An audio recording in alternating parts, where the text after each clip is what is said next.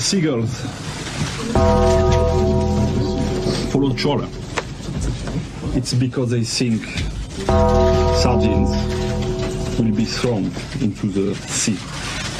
Thank you very much. Talking nonsense. So I thought, no, enough's enough. Why should I put up with that? Talking nonsense. So I thought, no, enough's enough.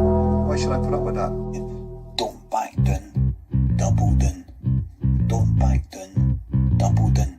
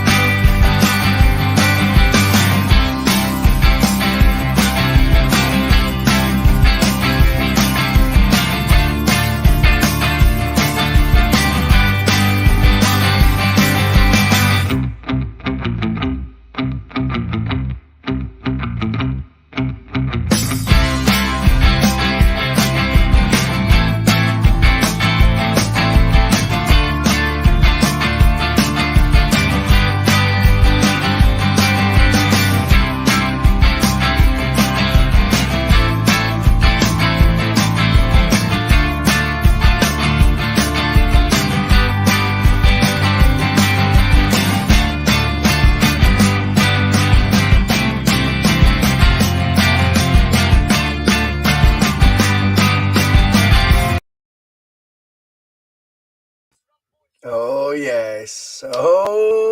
yes, post-match pish. Now, for those of you who enjoyed the afternoon's entertainment, you'll know that my stream was nice and smooth. And of course, today, when we do post-match pish, I've went all fucking jittery again. But who cares? You can hear me loud and clear. I certainly hope so anyway. I did put it out there if anyone wanted to join me on the bus for some post-match pish and wanted to be a face on the camera having a wee debate with me, you were welcome. It got a lot of traction on Twitter, but nobody actually could make it. But it was short notice. I only like to invite folk on the back of a good result. It could be a bit of a lion's den, although there will not be really lion's den, will there? After a negative result. But today, it's all about positive results. Thank you for jumping on the Bhoycie bus. It's post-match pish time. It's P.M.P.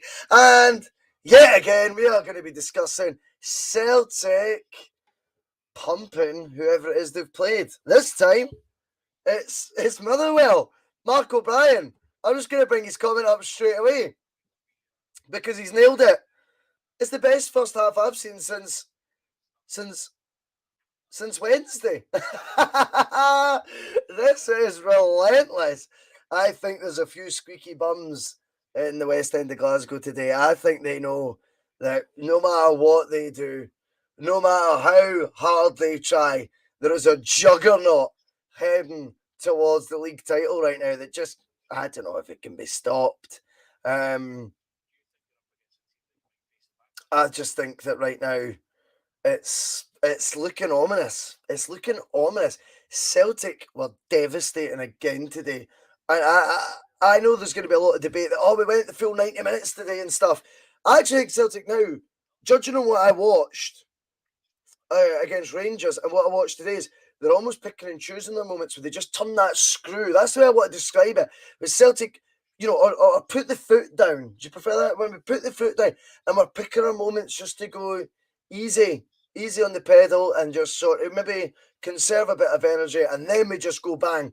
And nobody right now that I can picture living with us, certainly domestically anyway. There's a lot of confidence to take from what we've seen since the winter break. And do you know what? It's easy to think, and easy to go down the old road of talking about them crumbling, them shitting themselves, etc. You know, here's looking a wee bit dodgy today, but you know, but it's not just that, is it?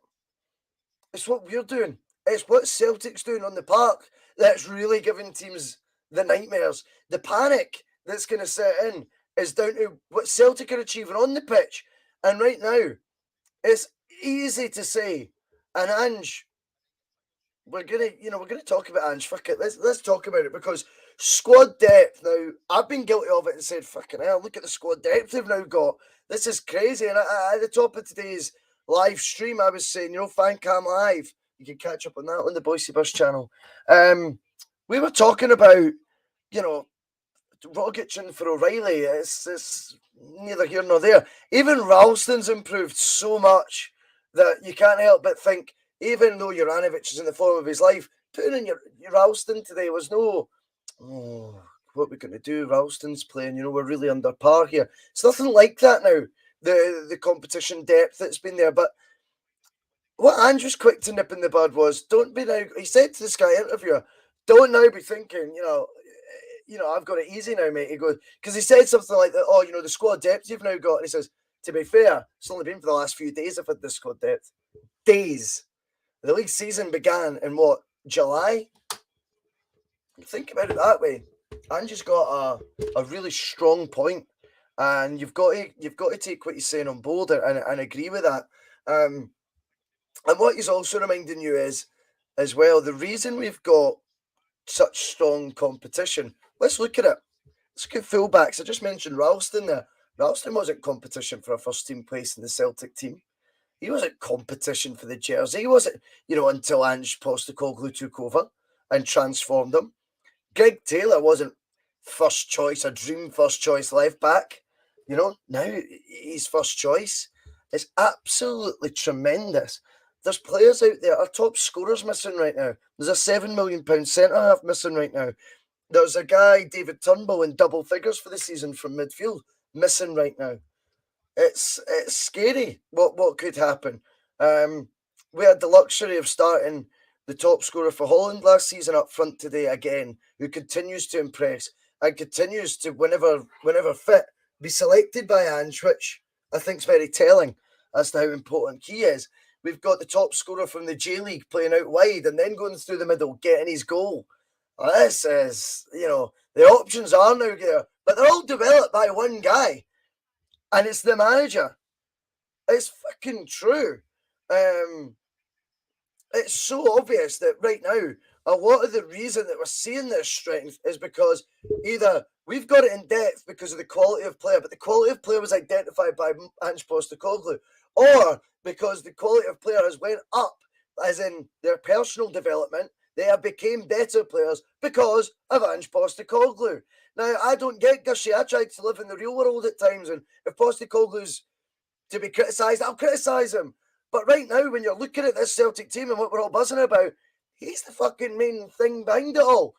Wednesday, we spoke about at the top of today's show again. I thought that the atmosphere generated. I think Celtic were on the money with the pre-match music. I thought the Green Brigade were on the money with the display. I thought the disco lights, putting them into complete darkness, and us under a beautiful green beam as You'll Never Walk Alone was sang, and we did the Celtic huddle. I thought all these wee things really fucking were clever. But the fact of the matter is, you put all that bullshit to one side. I don't mean bullshit in a bad way. Just put all that to one side. You go to Fir Park, freezing your balls off, 3 changes to the starting 11. Guess what? We win by a goal more. So it's got to be more than all these other wee things that, don't get me wrong, are to great effect and maybe give us a wee extra edge at times in the mental games. But it's Postecoglou right now, who is just, there's a loving for him, but the loving's now warranted. I felt there was a loving at the beginning of the season, if I'm honest, that was unwarranted. People hadn't done their homework enough and basically were just writing off any negatives about his career and only looking at positives. And I was trying to give a balanced opinion that, well, there's been the odd checkered bit in his career as well. And why the fuck would you trust this board to suddenly pull an amazing rabbit out of the hat when all they've done is shaft us for the last 2 years or 18 months, however long it's been. But the fact is, Postecoglou now on merit gets his loving. And today was no exception. I think we've got a lot to be excited about. I like the way he batted away the question of, I've not got it easy, mate. Don't think this like I've now suddenly got it easy. You know, it's a squad game, but we're in a lot of competitions as well. Celtic have had to make it to a final and obviously win it in the League Cup. Celtic are making it to the latter stages of the Scottish Cup. Celtic are still in Europe, and we still have 13 more league games to play as well. You're going to need a big squad. You are going to need a big squad. Now, I like the way that he batted that question down. They've kicked off, obviously, in Glasgow. He was asked about that as well. Not, what impact do you expect to see the pressure on Rangers now that you're the one leading? It's a question along those lines. And Postecoglou reminded us he can't concern himself too much with it because he can't control what they do. He can't control whether Rangers choke again today. He can't control it if they win 5-0. He can't do anything about that. But what he can control, he is controlling. Now, there's loads of comments coming in, and I love that. And I'm going to say a big shout out to our sponsors, fanboyfootball.com. Yes, check out the site. There's going to be a Bhoycie bus section. I'm going to be talking about designs the next 2 days. Folk have asked for t-shirts. It wasn't a road I was particularly convinced I was going to go down. But you know what? We're going to go down it because people have asked for them. And we'll get some cool t-shirts designed up. I don't know if you've noticed, the wee thumbnails on all the YouTube videos now are various Celtic away kits, as well as 2 forms of the green and white home kits, a dark green with white and a white. Anyway, a lot of attention to detail goes into all this shit. And that will be in mind when we design the t-shirts. There might even be a couple of slogan ones. Could we have post-match push on a t-shirt? I'm going to ask John Duncan. He wants his P.M.P. Why not? Why not?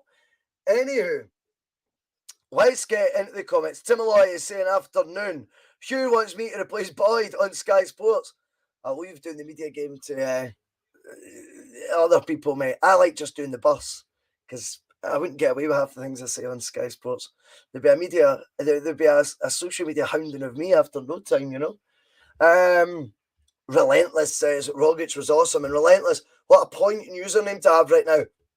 And I don't doubt there's a reason why you're called Relentless at this moment in time as your avatar name. And it will be to do with the Celtic side because John Duncan's backing it up right now. He says we never stop. We don't ever stop.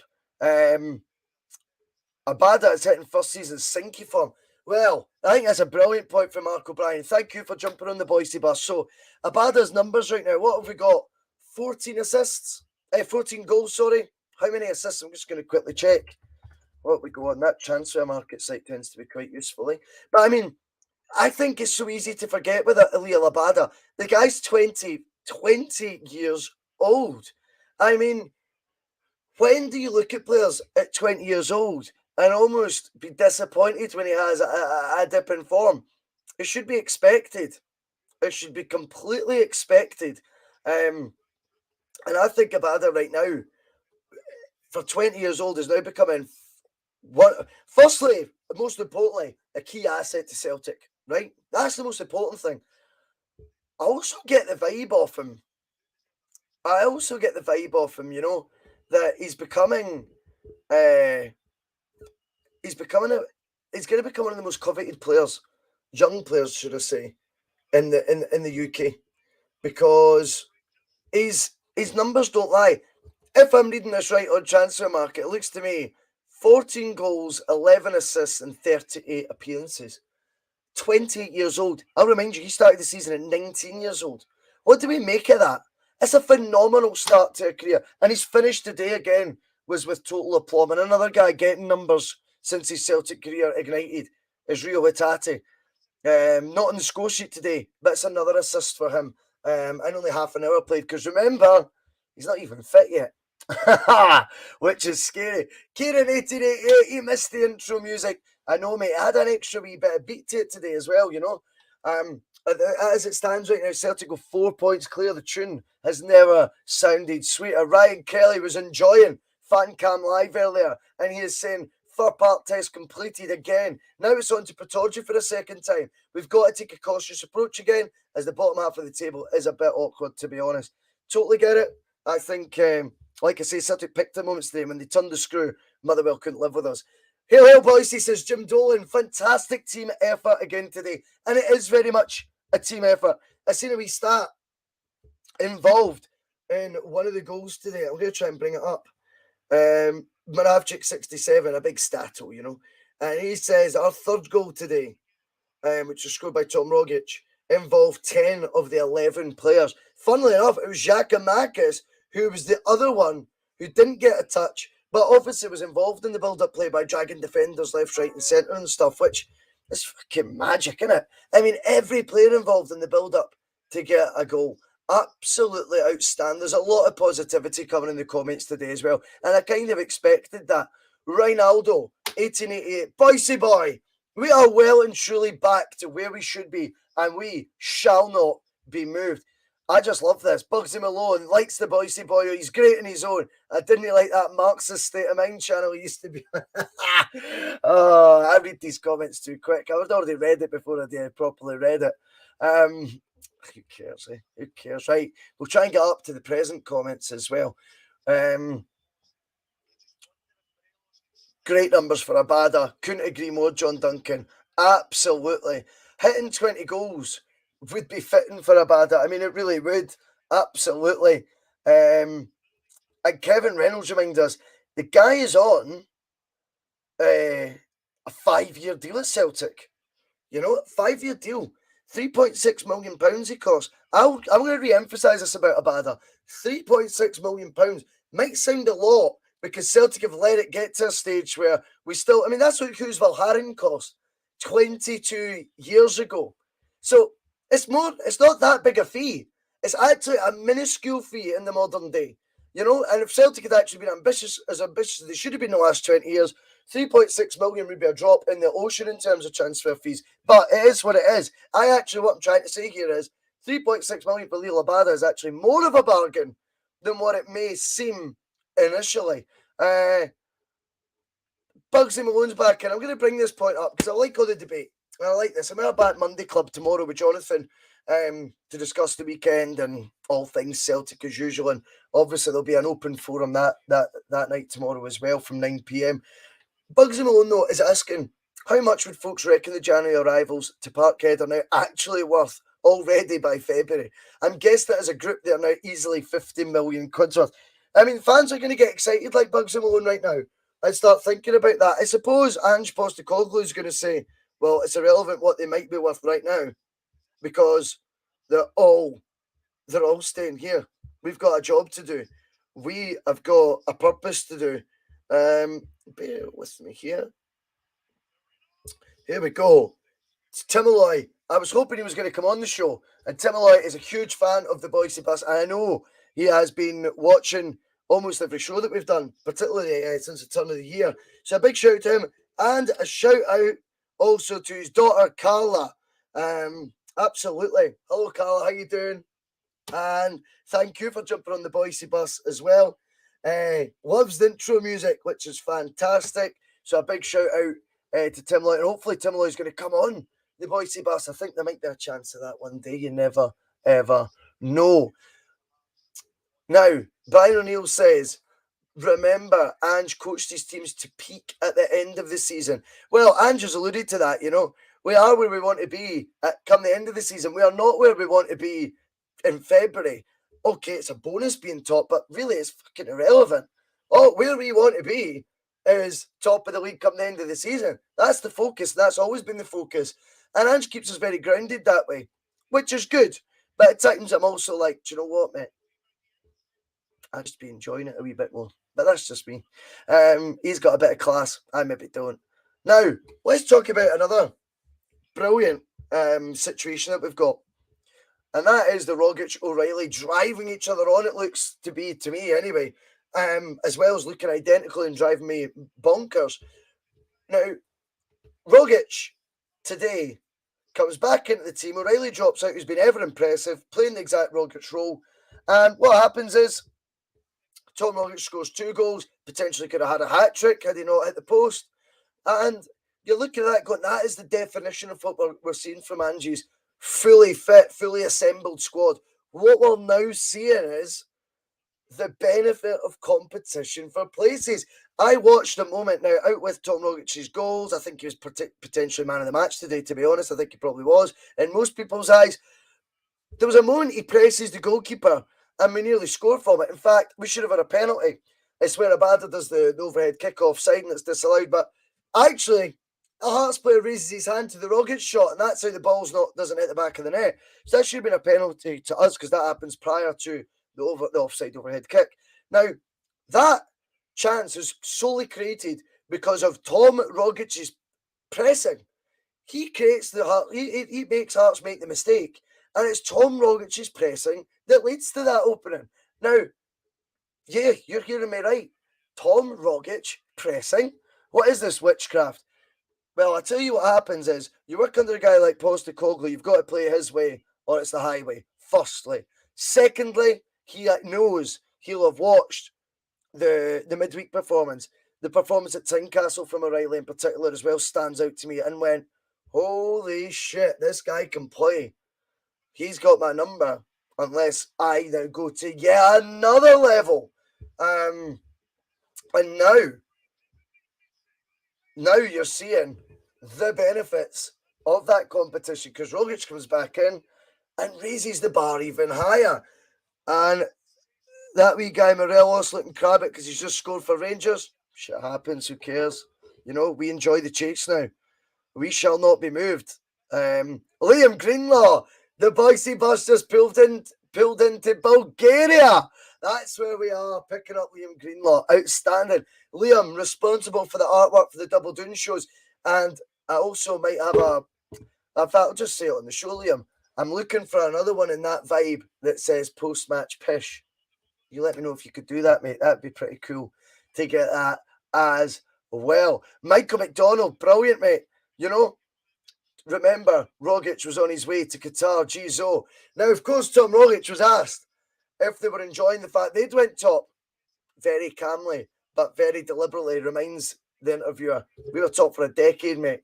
Most of the team are familiar with the position we now find ourselves in. Craigie White, I don't know if it's the real one or not, but he's saying so much quality and depth is just brilliant to see, and it is. It really is, because Kevin wants to talk about that strength and depth as well. Kevin Reynolds on the Bhoycie bus, and he says, you know, I always rated Taylor. I thought he was a harder worker than any other left-back we have, but can Scales get him out the team with time working under Ange, or do we need another backup? For me, Liam Scales, again, if you're looking at it as a numbers game, very much might be, again, the reason why we're seeing such an improvement in Greg Taylor's displays.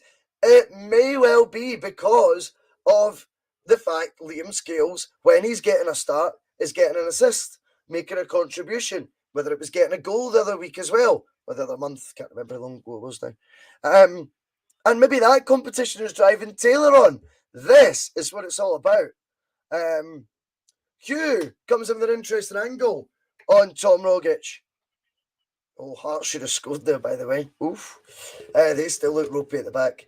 Bhoycie, do you think it's totally clear that Rogic could complete 90 minutes all along and certain managers didn't trust him? And does. Two sides to it. I think under Rodgers, you'd like to think that he was at optimum fitness because that was kind of one of the first things, and Rodgers would have demanded, similar to Ange, but he never did under them. Under Lennon, every player's fitness dipped, not just Rogic's. It doesn't surprise me he couldn't do 90 minutes under Neil Lennon's tutelage. And now you've got under Postecoglou and being pushed, as I say, by further strength for competition and for places, and a manager who gets him. And yeah, you're seeing the 90 minutes from Rogic now and not even blink, you're not even batting an eyelid. Before it was shock horror. John Duncan, good evening to you, sir. Thank you for jumping on the bus. We will catch you later. Now, Ben Costello, I think this is a talking point. Now, we're not going to be negative here, but I do want to debate, when was the last time Celtic scored a headed goal from a corner? Now, we're going to talk tomorrow on the Monday Club about the curious case of Chris Julian. I'm going to get Jonathan's thoughts on that. But the only time I can remember in the last 5 years, Celtic scoring with mediocre regularity would be when Chris Julian was in the team. I think he got 8 goals or something like that in his first season, 7 or 8 goals.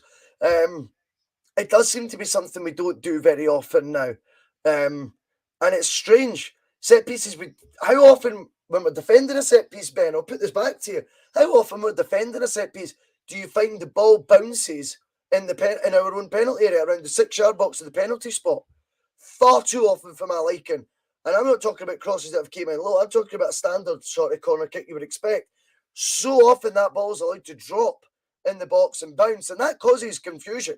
You know, you're not wanting the ball bouncing about in that area full stop. I think for set pieces, that would be somewhere, if you were playing against the Celtic team, you would be targeting.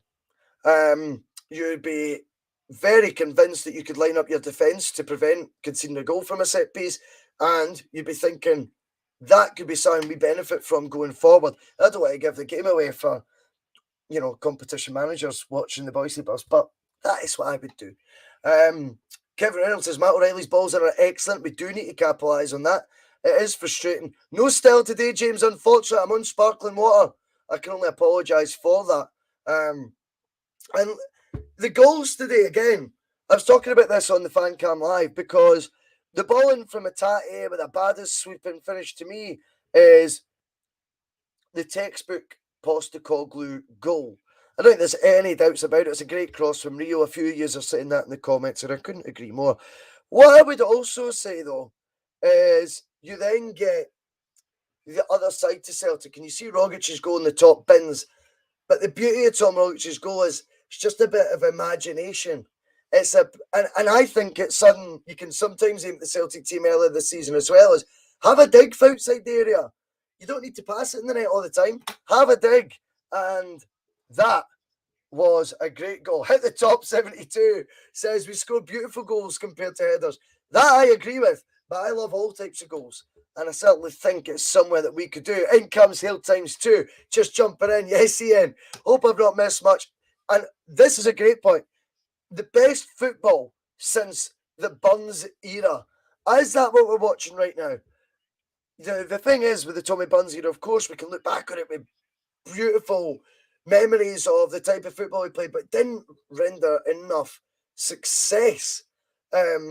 Obviously, will we be measuring Ange Postecoglou with beautiful nostalgia in 20 years, his team? I've got a feeling it's going to be measured with success as well as fond memories of the style of play. But I take the point with the Tommy Burns stuff, because that was this relentless, free-flowing, attacking football that 100% is what we're doing right now. And I'll say it again, when we turn the screw, teams cannot live with what we're doing. And it's so refreshing to see that we can make changes at half-time and it impacts us still in a positive light as well. And of course, there's excitement of the players that are still missing. Turnbull's in double figures for goals this season, remember.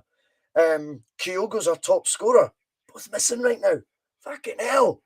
You know, how good's this going to be once you start having those options? And I think the common train of thought across the fans, if we're being completely honest right now, is David Turnbull wouldn't get in your preferred starting 11. If we were all to name our favourite starting 11 right now, how often do you think Turnbull would feature? There's 80 people watching live right now. How many, if all 80 were to submit Celtic's best 11, how many would have Turnbull in it? That's scary to think that. A guy with double figures. Stephanie Herringtonio, romance and gothic writings. Love it. Rogic goal was class. It really was. It was absolutely outstanding. Paul McFarlane's in. Yes, mate. And he says, who needs Stella Bhoycie when we will have champagne come May? And I think everyone is feeling very confident now. Despite what happens, you know, today in the later result. I don't think anyone really cares. Alex Neil described us on Sky today. Can we be stopped? He thinks it's an unstoppable force, or what's that effect he used? He can't see past us. It's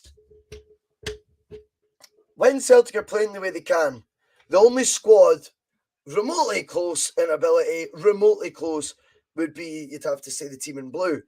We just blew them away 3 days ago. Obviously, we know we need to play them away again, and we'll not have any fans this time, but I just think if we can play that opening first half on an ash pitch, a red blaze pitch, whatever you want to call it, it's still 3-0 half time. Doesn't matter where we play them if we play like that. Red Scotland would have Turnbull on his side, which is absolutely fair enough. And this is the point I'm trying to make. You know, the competition is so fierce. It's a wonderful suggestion to think Turnbull might not be in everyone's first team. He's a guy in double figures for goals and hasn't kicked a ball in 6 weeks now, 7 weeks. Frightening. Derek Patterson believes we are building something special. And so do I. There's a real unity between the fans, Ange. I think even the board are on the Ange bus. It's fantastic. And there's so much to be positive about. Can we be stopped right now? Is the question I posed. I'm not entirely sure. We've got guys to bring back that I think are going to bring the team even further on. We've got a real belief. And again, we're back top of the league, which is such a huge thing. Maeda's goal, I wanted to talk about that as well. Maeda going through the middle caused a completely different problem for Motherwell. And do you know what? His goal, when he's left in that one-on-one situation, defender somehow at one point has his back to him. It's actually a great attempt at a recovery tackle. I think it's Mugabe. But the ball just, when it deflects off him, loops over the keeper, goes in. And that was purely because the pace of Maeda running at a defender puts the complete shitters up them. They don't know what to do about it. And I'm excited to see what could come from him up top. James Young is alluding to what I'm saying here because Postecoglou's got combinations for any team, anytime, anywhere.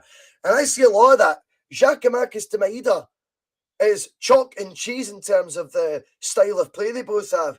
But both just as effective as the other and causing as much of a nightmare for defenders as the other when played in that up-front position. Kyogo's our top scorer in that up-front position is still to come back. Absolutely outstanding. A lot to be excited about. Kevin, we're keeping the levels up. The full squad will take the title home, boys and girls. It's positivity all the way. You can't help but feel that air of positivity right now. And like I say, and like Ange says, it's regardless of what they get up to today. If they win, they're going to win 5-0 today. We can't control that. What we can control is what we're doing in the park right now. It's been a long day on the Bhoycie bus. I have been live since 1:30. We obviously took 20 minutes off after the game, 25 minutes, whatever it was. Came back live. There's 90 people watching live right now. We are going to put this show on Spotify as well. But just wanted to do a wee quick review of what has been another fantastic afternoon. Celtic, as it stands right now, are 4 points clear. Obviously, the points are still to be decided to what happens at Ibrox, albeit they do have a 1-goal lead. We will watch that with interest. We will come back on the Monday Club tomorrow with Jonathan Bhoycie, my brother, as always, and review the weekend and talk even more excitedly about the potential possibilities. It's all great fun. If you haven't seen the Double Doon show for last night with Stephen Thompson, do catch up on that. We did some fan cam live, although it's quite a long watch if you don't actually watch it live to recap on. So no airs of graces there if you don't. So good. Anyway, I'm going to leave you all to enjoy the rest of your Sunday afternoon. I'm going to go to the pub for a pint. Fuck it. Enjoy yourselves, guys. See you all later. We can hear the song one more time, yes? Why not? Chris Sutton, over to you. Some of his comments about me deliberately trying to cause controversy. Well, I work in the media now. And you've got someone sitting there next to you who's an embarrassment to the media profession. He's an apologist. He's a charlatan.